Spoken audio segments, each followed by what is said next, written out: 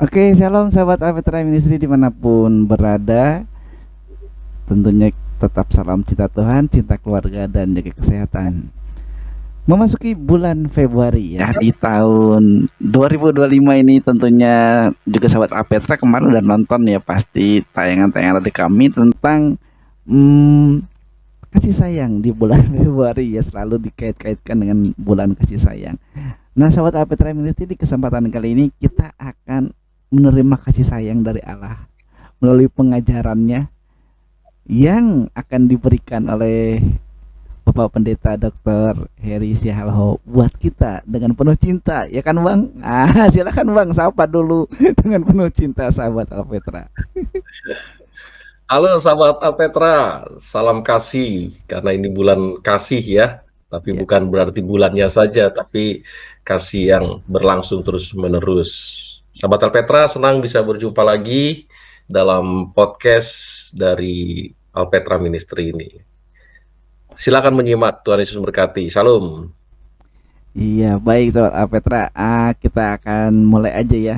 Ini ada permintaan ya dari satu mungkin bilangnya kelompok sel ya, atau juga mungkin kelompok persekutuan wilayah atau apa gitu istilahnya di gereja masing-masing ya. Ini ada satu yang minta dibahas mengenai kitab Filemon katanya ya. Ini kitab terpendek, sebetulnya enggak ya, di Perjanjian Baru ada dua ya Bang, ada kitab Yudas dan juga ada kitab Filemon yang sama-sama isinya 25 ayat, tetapi tentunya intinya yang berbeda. Nah, sebelum kita masuk lebih jauh nih Bang, kenapa Bang kok ada surat yang pendek ini, kenapa Bang di Perjanjian Baru Bang masuk ke jajaran kitab Perjanjian Baru ya, dari 27 kitab ini kok ada dua ya yang pendek, termasuk kitab Filemon. Nah, ini kenapa Bang ada surat Filemon ini Bang?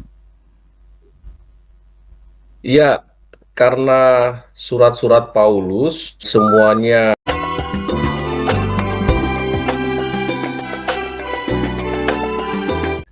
surat Filemon salah satu surat terpendek dari tulisan Paulus dan juga dari Judas yang juga adalah saudara dari Tuhan Yesus ya. Kira-kira terdapat 24 sampai 25 ayat. Ya, dan di sana kita mendapatkan surat ini, surat yang ditujukan kepada Filemon, saudagar kaya di kota Kolose atau kepada jemaat Kolose, tapi ditujukan pribadi, yaitu Filemon ya, kira-kira sekitar tahun 60-an Masehi ya, atau 61, 62. Tema dari surat ini terletak pada perdamaian, dugaan yang disebut mencuri ya, dugaan yang disebut mengecewakan ya, tuannya atau majikannya, terimalah ya, ampuni ya, dan praktekkan pengampunan itu. Itu sekitar tema ya, seperti itu yang ditampilkan dalam surat Filemon ya, ditujukan kepada Filemon supaya ada penerimaan kembali. Saya kira begitu ya, Kang Alfa. Iya, Bang. Nah, ini di bagian yang pertama ya, di bagian yang pertama di kitab ini. Tadi Abang sudah menurunkan juga, nanti kita bahas lebih mendalam ya, sahabat Alpetra.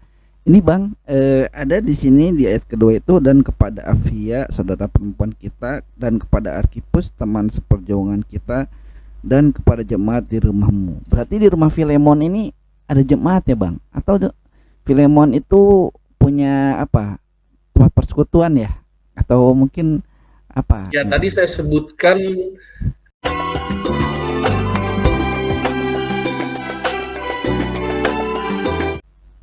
Filemon tinggal di Kolose ya, atau di Asia Kecil. Iya. Sahabat Alpetra dan Kang Alfa, surat Kolose, Paulus pernah mengirimkan suratnya kepada jemaat di sana. Salah satu yang kita bahas sekarang adalah Filemon. Filemon seorang majikan, saudagar yang kaya raya, sudah menerima Kristus sebagai Tuhan dan Juru Selamat, dan memiliki hamba ya, atau asisten, atau yang Mm-mm. memperbantukan segala kebutuhan rumah tangga di sana ya, Oh iya di iya iya. Kolose tempat Mm-mm. Filemon tinggal. Dan Mm. apa yang dilakukan Filemon sebagai orang yang percaya kepada Kristus ya, Mm. dan juga Onesimus sebagai orang yang pernah dimuridkan juga oleh Tuhan, oleh Paulus ya, dan bertobat meminta supaya Filemon menerimanya kembali. Begitu Kang Alpa ya. Ya. Nah, jadi ya, sahabat Alpetra ya, surat ini juga dibilangnya ditemukan ya Bang di tahun 60 tadi kata Abang ya, mulai adanya ya. Iya, Iya. iya. Kalau eh, kita mungkin ya secara imajinasi aja gitu membayangkan waktu itu, berarti waktu di penjara itu sebetulnya Paulus mungkin bikin suratnya banyak ya Bang. Nah, dan ini yang salah satunya ada ya. Mungkin sebetulnya kalau dimasukin semua banyak ya Bang, surat-surat Paulus ya. Ya, salah satu surat penjara seperti yang tertulis dalam awal di surat itu, pasal Mm-mm. pertama, ayat pertama dan seterusnya, Mm-mm. memang Paulus menuliskan ini di penjara dan ditujukan kepada Filemon ya, Kang Oh iya Alfa iya. ya. Iya iya Dan iya. kemungkinan besar pada saat dia ditahan di Roma ya, pertama Oh kali ya, dan iya. nama-nama yang disebut di surat Filemon itu Mm-mm. seperti pasal yang pertama, ayat yang pertama sampai seterusnya terkait Mm-mm. dengan surat di Kolose ya, di Kolose Oh terhubung iya karena iya salah iya. tempat Iya. di mana ditujukan surat itu, yaitu Filemon tinggal ya, Mm-mm. dan Filemon tinggal di Kolose, dan surat itu ditulis lalu Mm-mm. sekitar tahun 60-an ditulis dan dibawakan ke sana. Iya. Mungkin Paulus mendengar, oh ada Onesimus nih, orang yang dulu pernah dia layani dan terima Tuhan Yesus, Mm-mm. percaya, lalu meninggalkan tempat, mungkin dia malu karena Iya iya iya. mencuri, mungkin dia takut, mungkin Oh. Filemon juga melihat Mm-mm. itu sebagai orang yang sudah bertobat kok masih Iya. mencuri, bertobat kok Oh masih iya iya iya iya. melakukan apa Mm. kekecewaan bagi majikannya, sehingga Mm-mm. diminta Paulus yang mendengarkan menuliskan surat kepada majikan ya, Iya, dan buat Paulus Filemon. mengenalnya. Filemon ya, Iya. Kang Alfa ya. Iya betul Bang. Jadi ini memang sebelum kita masuk ke intinya ya Bang, inti dari surat ini ya atau pesan utamanya, kita bahas sedikit tentang Onesimus aja ya Bang, karena memang apa referensi atau literasi tentang Onesimus juga tidak terlalu banyak ya Bang. Tapi tadi Abang udah bilang bahwa Onesimus ini sebetulnya seorang budak dari Filemon yang mungkin dia melakukan hal nakal ya atau kriminal lah, sehingga dia kabur gitu ya Bang. Nah ketika kabur itu dia ketemu sama Paulus, gitu ya Bang kira-kira ya. Lalu Paulus mungkin mendidik, tadi Abang bilang eh, dia itu mungkin diajarin sama Paulus ya, eh, dikasih apa Bang supaya bertobat gitu. Dan ternyata tadi Abang sempat bilang Paulus pernah ketemu juga sebelumnya dengan Onesimus di rumah Filemon gitu ya Bang. Ya, waktu pelayanan safari penginjilan ya, atau Paulus mengadakan pelayanan penginjilan putaran pertama, putaran kedua ya, Iya. sampai putaran keempat dan puncaknya di Roma. Dan pada waktu pelayanan dalam safari keliling dalam pemberitaan Injil, berjumpa dengan Filemon ya, Iya. lalu Filemon membuka hati percaya kepada Kristus, lalu di Kolose mungkin dia mengumpulkan atau Hmm, bersaksi ya, iya. memperkenalkan Kristus ya. Iya. Dan sebelumnya juga Paulus begitu dekat dengan Onesimus. Sebenarnya Onesimus juga buah pelayanan dari Paulus, Kang Alfa, dan Oh, juga iya. Filemon ya. Lalu mungkin karena Filemon membutuhkan eh, apa hamba ya, Iya. untuk memperbantukan segala kegiatan atau aktivitas Filemon, mungkin Mm-mm. bersih-bersih rumah Iya. ya, Mm. atau mungkin pergi ke pasar, atau mungkin pekerjaannya sebagai seorang yang saudagar, kaya Iya. raya, punya Mm-mm. usaha. Mm-mm. Onesimus membantu ya, ya Mm-mm. mungkin ada kesempatan dia untuk mengambil barang ya, atau Mm-mm. tidak bicara, mungkin maksudnya meminjam juga, atau Mm. ada sikap yang berbohong dilakukan oleh Onesimus kepada Mm-mm. Filemon. Nah, itu diketahui oleh Paulus ya, siapa yang memberitahu, mungkin Itikus ya. Kalau kita lihat di Mm. Kolose 4 ayat 7 sampai 9 itu ada nama itu ya, Iya, di iya. Filipi 1 ayat 9 sampai 13, nama-nama itu terkait ya, Oh, hasil buah pelayanan dari Paulus Paulus, ya, iya. dalam pelayanan Mm-mm. putaran pertama, putaran kedua ya. Iya, Paulus kan sementara dia melayani di sekitar Yerusalem mm-mm. sampai ke Roma ya, Ke Roma, tempat iya. terakhir bahkan dia mati martir di sana. Iya, Nah, sahabat Alpeta dan Kang Alpa, dalam riwayat atau latar belakang surat Filemon ya, iya, Paulus memperkuat supaya orang yang sudah hidup di dalam Kristus iya. tidak lagi hidup dengan Mm. kedagingan ya, atau tidak lagi hidup dalam masa lalunya Iya, ya. iya. Paulus saja yang dulu adalah pembunuh, provokator ya, Oh yang iya. dulu adalah membenci Tuhan Yesus Iya, ya, dia meninggalkan itu semua, iya, membuang dan menjauhkan dan menganggap itu iya, sampah ya. Saya kira gitu ya, Kang Alfa ya. iya. Eh, nah, ini Bang, kalau kita lihat ya Bang di surat Filemon ini juga ya, kita akan masuk ke pesan utamanya tadi ya Bang. Ini kan latar belakangnya tadi ada hubungan antara budak ya Bang dengan tuannya. Karena waktu dulu kan masih ada perhambaan, itu hamba Iya, itu iya. budak dan itu ya. Dan tentunya di sini Paulus menunjukkan kasihnya kepada Onesimus sama seperti kepada Filemon. Ditekankannya di situ ya Bang. Jadi sekalipun Filemon sebagai apa tuannya dan eh, Onesimus ini sebagai budaknya, tetapi Paulus menginginkan bahwa ada sebuah kasih yang tercipta ya. Dan Paulus mencontohkan kepada Filemon bahwa dia mengasihi semuanya gitu, seperti Tuhan Yesus mengasihi Paulus, mengasihi Filemon, mengasihi kita semua sekarang ya Bang. Nah ini Bang, sebetulnya gimana Bang waktu zaman itu, zaman Paulus itu, di zaman itu memang ada ya Bang, masih ada perbudakan gitu.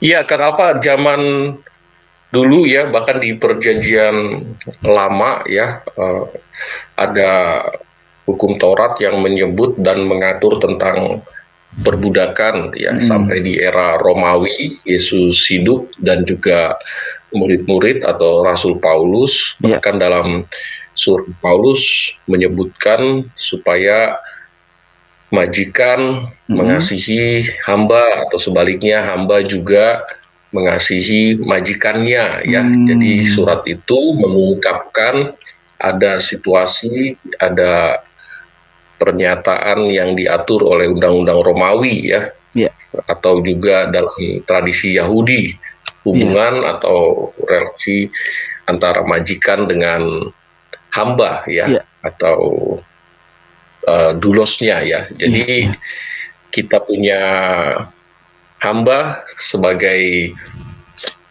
majikan menghormati, sebaliknya juga majikan menghormati hambanya ya, hmm, dan memberikan.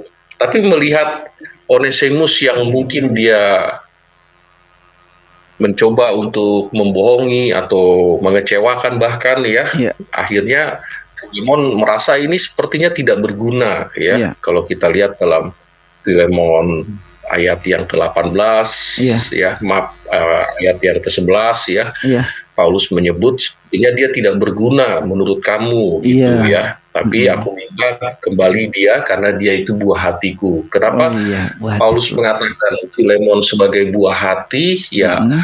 orang yang sudah mengalami lahir baru atau Mm-mm. berjumpa dengan Kristus pasti masih hidup dalam Iya. kedagingan, Iya. ya, jatuh ke dalam dosa. Itu Mm-mm. sebabnya dalam Galatia pasal 5, tunduklah ya dan taklukkan kedagingan itu, hidup dalam buah Roh Kudus, ya, Oh iya. kesalehan, Mm-mm. kejujuran, penguasaan Iya. diri, ya, dan juga kasih itu yang menjadi Iya. dasar segalanya, Kang Alfa ya. Iya, Bang. Nah, tadi karena Abang udah sebutkan ayatnya nih, Bang, di ayat 11 ya. Nah, ini ada yang menarik juga nih, Bang, di ayat yang ke-15 gitu. Saya bacakan dulu ya untuk sobat Alpetra nih ya. Mungkin nggak sempat buka Alkitab karena lagi di mana gitu nonton ini ya. Jadi saya bacain dulu nih. Ayat 15. Sebab mungkin karena itulah dia dipisahkan sejenak daripadamu supaya engkau dapat menerimanya untuk selama-lamanya. 16. Bukan lagi sebagai hamba, melainkan lebih daripada hamba, yaitu sebagai saudara yang kekasih. Bagiku sudah demikian, apalagi bagimu, baik secara manusia maupun di dalam Tuhan. Bang, yang menarik Bang di ayat 15 ini ya Bang, supaya engkau dapat menerimanya untuk selama-lamanya.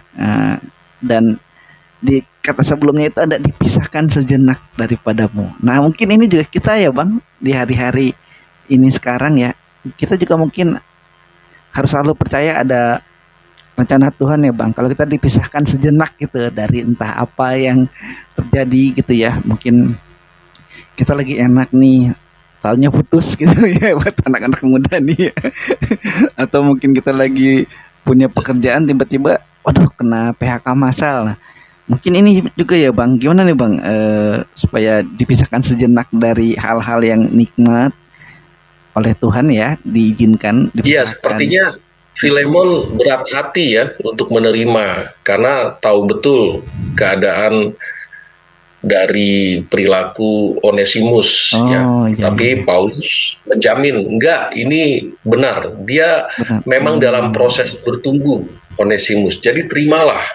Saya menjamin. Kira-kira begitulah kata Paulus ya. Nah, iya, Bahkan permohonan Paulus kepada Filemon supaya tidak hanya sekedar diterima, tapi pandanglah dia sebagai saudara ya. Iya, Ayat 16, bukan lagi sebagai hamba, melainkan lebih daripada hamba, yaitu sebagai saudara yang kekasih. Nah, Bagiku sudah demikian, apalagi bagimu, ya, baik secara manusia maupun dalam Tuhan. Nah, ini Paulus mengingatkan kepada kita di era sekarang juga, jangan pandang rendah ciptaan Tuhan. Ya, apalagi dia sudah di dalam Kristus, statusnya adalah anak Allah, statusnya adalah warga kerajaan Allah, statusnya sudah tidak berdosa lagi karena sudah dalam Yesus. Nah, jadi Paulus meminta kepada Filemon, terima dong dia, ya, bahkan dia bukan lagi hamba, ya, tapi sebagai saudara. Tuhan Yesus saja menerima orang berdosa ya. Yohanes pasal 15, ya, kasihnya itu menyerahkan nyawanya. Dia memanggil kita sahabat, bahkan lebih dari sahabat ya, sebagai tebusannya dan lain sebagainya. Nah, saya kira ya Kang Alfa ya, kadangkala kita itu membatasi ya, membatasi apa yang sudah Allah tetapkan lewat status yang dimana Allah mengangkat kita sebagai anaknya, setara loh, kaya, miskin, kecil, besar, tua, muda, perempuan, laki-laki, gender apapun ya. Saya nggak bilang gender LGBT ya, tapi gendernya lah. Beda itu beda. Tuhan setara di hadapan Tuhan. Kan ada orang yang menganggap berbeda, perempuan lemah ya, perempuan sebelah mata ya, jadikan aja karena dia lemah, jadikan aja bulan-bulanan dan lain sebagainya. Dia kan kecil ya, dia kan orang miskin, jadikan saja bulan-bulanan. Dia anak pembantu, dia anak pelacur, dia anak yang terbatas dalam aktivitasnya, difabel ya, jadi dipandang sebelah mata. Nah, Paulus minta kepada Filemon, jangan hanya sebagai hamba kau lihat dia, tapi sebagai saudagar. Nah, ini kesetaraan ya, Kang Alfa ya. Dan kalau kan orang kaya, jabatannya tinggi dan juga populer ya, akhirnya dia menganggap rendah sebelah mata, menganggap kecil orang di sekitarnya, lingkungannya ya. Padahal Iya. di mata Tuhan apa? Semua sama-sama mulia, Iya, ya. betul betul. Atau sebaliknya, orang yang dikira miskin oleh manusia, orang Iya, yang dikira tidak berdaya iya. dan sebagainya, Mm-mm. dia justru statusnya sebagai warga kerajaan Allah. Oh, Wah, iya iya luar iya. biasa kan? Mm-mm. Seperti itu. Iya, Statusnya adalah orang yang kudus. iya betul. Statusnya adalah Mm-mm. orang yang sudah dimateraikan, Iya. bahkan memiliki warisan. Nah, Mm. kalau orang yang sudah kaya tapi Iya. tidak memiliki warisan kerajaan Allah, Mm-mm. sia-sia nggak Kang Alfa ya? Ya iya dong, ya sih iya dong, ya, Bang. Wah, ini luar biasa nih. Nah, sahabat Alpetra ya, ini mungkin sebagai ilustrasi ya, tapi ini contoh nyata juga. Bagaimana hubungan seorang bos tadi kata abang ya, orang kaya gitu, orang yang wah hebat lah gitu, punya usaha yang luar biasa, pengusaha yang sukses. Kita ada contoh nyatanya dan kesaksiannya juga sudah ada di Alpetra Ministry ya. Kisah dari kesaksiannya Bapak Sarwoyo dan Ibu Rita ya. Itu luar biasa juga ya. Waktu kita ke sana itu dia tidak ada jarak bang sama karyawannya. Wah luar biasa sekali itu. Bahkan karyawannya itu tinggal sama-sama dengan dia gitu. Jadi ya dapurnya di situ, makan di situ gitu kan. Bahkan tinggal sama mereka gitu. Dan tidak ada jarak. Dan luar biasanya anak buahnya itu kan juga tiba baliknya sayang sama Bapak Sarwoyo dan Ibu Rita ini. Nah, sahabat Alpetra yang belum nonton kesaksiannya, silahkan di scroll ya, dicari ya ada kesaksiannya Pak Sarwoyo dan Bu Rita. Nah, terus juga ada satu lagi pengusaha yang saya kenal ya di daerah Jawa Tengah lah, gitu ya. Dia juga gitu bang, dia pengusaha yang hebat, pengusaha yang luar biasa ya. Wah, luar biasa lah. Dan saya sering diundang main ke rumahnya gitu. Ketika main ke sana itu ke rumahnya itu dia sama apa ART ya sebutnya asisten rumah tangganya juga sangat ini banget gitu sampai asisten rumah tangga itu bilang saya itu malu katanya sama bapak sama ibu maksudnya sama bosnya itu karena begitu baiknya pengusaha kaya ini betul-betul luar biasa ya dan diberkatinya juga sangat luar biasa sampai ART-nya supirnya tuh ada yang dibeliin rumah bang. Wah luar biasa ya ini ya.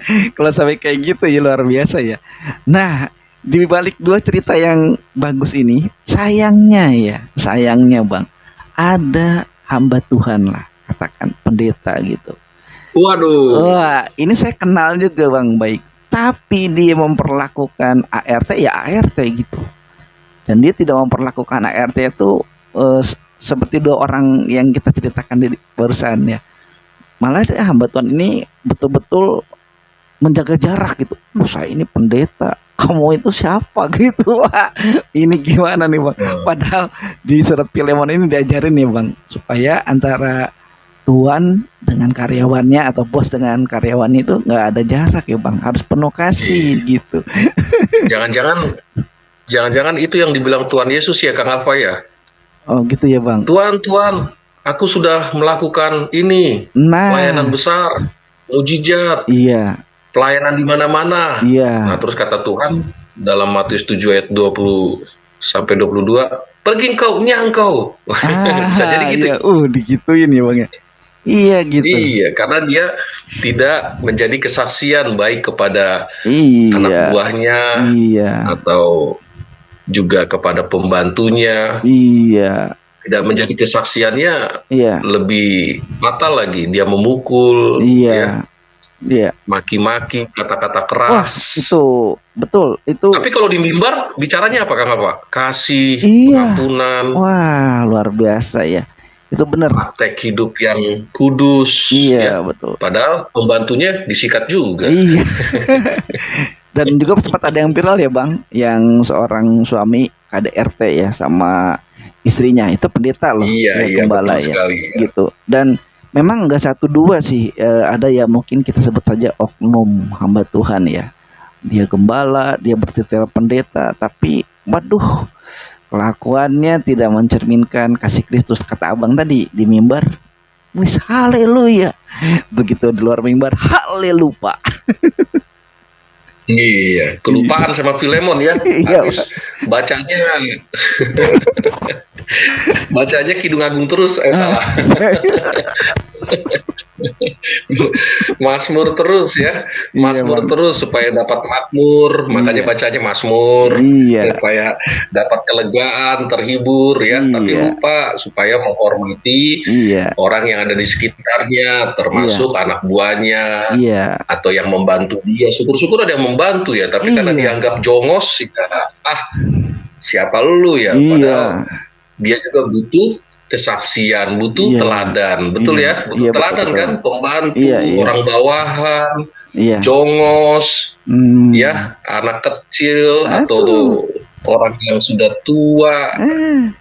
tapi perlakuan kita tidak baik, ya apa yang mau dilihat ya? Katanya Iya. pelayan Kristus, rupanya Iya. pelayan iblis, ya kan? Iya ya. Seorang pendeta, tapi ya nggak semua ya, itu kan oknum gitu. Karena saya sendiri melihat pribadi yang baik dari seorang hamba Tuhan itu, Tuhan Yesus kasih lihat ke saya gitu. Itu memang selama ini baru ketemunya sama Bang Heri, karena abang rohani saya juga di dirinya Pak Yan ya. Itu kelihatan banget buat saya gitu, bahwa Bang Heri itu humble banget, Sobat Petra. Coba lihat aja ya. Petra juga bisa lihat, tapi kalau dibalik itu ya saya tidak akan cerita ya Bang, karena nanti jadi seujon ya Bang. Nanti jadi jelek juga nih. Nanti jadi salah paham lagi sama Petranya. Oke Bang, kita lanjutin aja deh. Bang, ini yang terakhir nih Bang, di surat Filemon ini Bang. Kalau seandainya surat Filemon ini nggak ada Bang, gitu. Ini kan katanya ditemukan ya Bang, mungkin yang tercecer atau gimana gitu. Nah ini jadi masalah juga Bang buat di luar sana. Ini surat Filemon ini nggak asli, atau surat Filemon ini hanya tambah-tambahan. Nah gimana Bang? Ya Kang Alfa, tadi saya sudah jelaskan di awal ya. Semua surat Paulus yang ada di tangan kita di generasi sekarang menjadi firman Tuhan. Sebelum rasul-rasul berpergian ke surga karena martir, dan surat-suratnya, tulisan-tulisannya ya, baik tulisan Yohanes, baik tulisan Petrus ya, dan juga saudara Tuhan Yesus seperti Yakobus dan Judas yang di-approve dan dikonfirmasi oleh rasul-rasul dan menjadi firman Tuhan di tangan kita ya. Misalkan ya, kalau kita baca di dalam surat Roma ya, saya membaca surat Roma pasal yang ketiga ayat yang kedua. Roma 3 ayat yang kedua. Banyak sekali dan di dalam segala hal, pertama-tama sebab kepada mereka lah dipercayakan firman Allah. Mereka lah itu, yaitu murid-murid Tuhan Yesus sebagai rasul. Ya. Termasuk murid-murid Tuhan Yesus yang meng-approve atau mengkonfirmasi tulisan Yakobus, saudara Tuhan Yesus dalam Markus pasal 6 ayat 3 itu ada saudara Tuhan Yesus disebut Yakobus. Lalu surat Judas. Siapa yang approve, siapa yang konfirmasi itu adalah firman Allah, yaitu rasul-rasul. Nah, ayat 2 pasal 3 di surat Roma, Paulus mengatakan kepada mereka lah dipercayakan firman Allah. Nah, tadi Kang Alfa bertanya nih, ya, Filemon adalah firman Allah. Iya. Bukan pernah tercecer, bukan pernah muncul belakangan, ya. Kalau ditulis tahun 60-an, paling lama yang ditulis yaitu Kitab Wahyu, yaitu tahun 98, ya, memasuki atau jelang abad pertama atau memasuki abad kedua, ya, di mana di Pulau Patmos. Siapa yang nulis? Yohanes, ya, murid terakhir Tuhan Yesus yang tidak pernah mati-mati, mau dimatiin, nah, gitu kan. Dimasukin ke balangan, ya, seperti itu. Nah, jadi tulisan Paulus ditujukan kepada Filemon, ya, di penjara. Dan Filemon ada di Kolose itu tahun 60-an atau 62 ya. Nah, yang paling terakhir yaitu Kitab Wahyu tahun 98. Oh, Jadi iya. lebih dulu Filemon. Kenapa firman Tuhan Filemon sekalipun dikit ayatnya 24 sampai 25 ayat? Ya, 25 ayat. Karena yang tulis adalah Paulus. Paulus. Iya. Dan tadi Roma 3 ayat 2, Paulus mengatakan dipercayakan firman Allah Firman Allah, itu iya, iya, iya. yang disahkan oleh rasul-rasul, Iya. bukan disahkan oleh uskup, bukan disahkan oleh siapapun ya, tapi Iya. oleh rasul-rasul. Nah, lalu siapa yang mengumpulkan? Ya muridnya, murid rasul. Iya. Namanya bapak-bapak apostolik. Iya. Ya, misalnya Paulus punya murid kan banyak, ada kok di Alkitab. Salah satunya Itikus, Iya. salah satunya Lukas. Iya. Ya, Yohanes punya murid, iya. Iya. Polikarpus pernah Iya, bersama-sama di Pulau Patmos. Oh, iya, iya. Polikarpus punya murid lagi, iya. Ignatius, Iya. Papias, Iya. ya. Lalu Petrus punya murid, iya. Clement dari Roma, Oh, ya. iya. Iya. Ada Clement dari Antioquia. Iya, Nah, iya. sahabat Alpetra, kenapa Filemon menjadi firman Tuhan? Karena yang menulis rasul. Apakah Paulus rasul? Iya, 2 Korintus 12 ayat 12, Paulus adalah rasul Rasul, iya. yang ditunjuk oleh Iya. Tuhan Yesus langsung. Betul. Waktu dia bertobat saat jalan pergi menuju ke Damsyik, Tuhan Yesus bilang, kamu akan kujadikan rasul. Iya. Ya, rasul Betul. itu memang bahasa Arab artinya utusan, ya. Utusan. Tapi kalau dalam bahasa Yunani apostel Betul. artinya yang pergi memberitakan atau yang diutus. Lebih mending Yunani kan? Iya, iya. Jelas diutus untuk memberitakan Injil. Nah, hasil buah Injilnya apa? Dan siapa? Filemon. Filemon punya majikan, punya hamba, ya, pembantu, namanya Onesimus. Tapi Onesimus di waktu yang berbeda juga sudah diinjilin oleh Paulus. Ya. Nah, Paulus mengingatkan pada Filemon. Filemon nih, ada nih murid saya, ada nih kekasih saya. Terimalah, lupakanlah apa yang dia buat, ya. Dia sedang proses pertumbuhan iman, kedewasaan iman, ya. Oke, Filemon. Tapi ya Filemon, ya, kata Paulus, jangan cuma sekedar hamba, tapi terima dia sebagai saudara terkasih. Nah, setara kan? Setara, karena statusnya baik Filemon maupun Onesimus sudah sama-sama memiliki status anak Allah. Nah, ya, lalu statusnya apa lagi? Warga kerajaan Allah. Iya dong, statusnya apalagi sudah ditebus. Nah, kita punya jaminan ditebus. Orang Kristen percaya Yesus punya penebus. Yang lain punya penebus gak? Nggak tahu lah, ya kan? Seperti itu.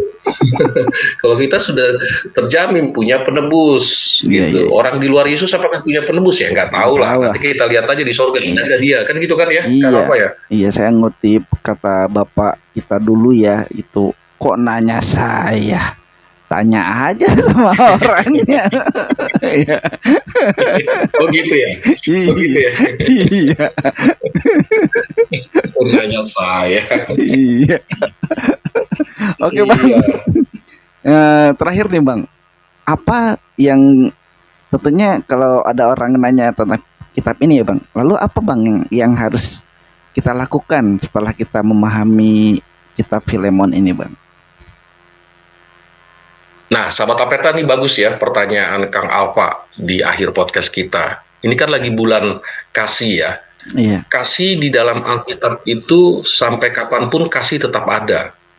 Baik langit dan bumi baru nanti hadir, kasih itu tetap ada.